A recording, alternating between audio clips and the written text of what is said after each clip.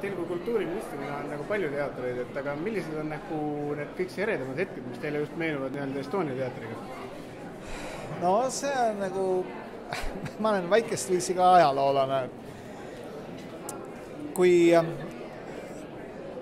pandi lõpuks alus Estonia teatri ehitamisele, et algatajad hakkasid müüma osatähti, siis see oli umbes 50 aastat pärast seda, kui esimesed Eesti talupojad hakkasid ostma oma talusid sakslaste käest priiks.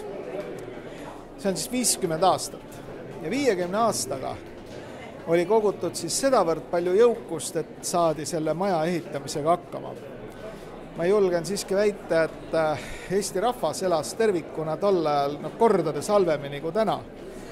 Ja tol ajal, kui seda maja ehitati, ei olnud olemas Kubermangu valitsuses, ei kultuuriministeeriumit ega kultuuriosakonda, kus käidi toetust hankimas, vaid seda tehti rahva ja inimeste oma algatuse peal. See on sümbol. See on sümbol, millega murti tegelikult maailma kultuuriruumi ja kui murti kultuuriruumi, siis edasi murti ka poliitilisse maailma ehk tehti oma riik. Enne tuli kultuur, siis tuli oma riik. See on niivõrd oluline asi, et seda peaks nagu tähtsustama kuni, ma ei tea, monumentide või milleni iganes välja ja kõiki neid inimesi meenutama härdusega, kes sellega hakkama said.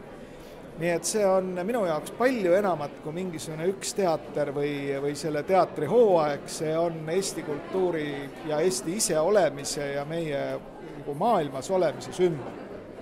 Kas te käite ise nagu rohkem nii-öelda nagu teatris nagu enda nii-öelda privaatselt või te käite rohkem siin teatris kui tööasjades? Kui ma oma eelmises elus olin 6 aastat justiitsminister, siis ma jõudsin käia pisut rohkem teatris, sellepärast et siis ma ei pidanud nii palju käima kõikvõimalikel protokollaarsetel üritustel. Nüüd lihtsalt mõned õhtud jäävad asjadele nagu kinni, et käin väga palju teatris ja kontserdil ja see ongi minu hobi, nii et kui töö ja hobi õnnestub ühendada, siis see on õnne tipp.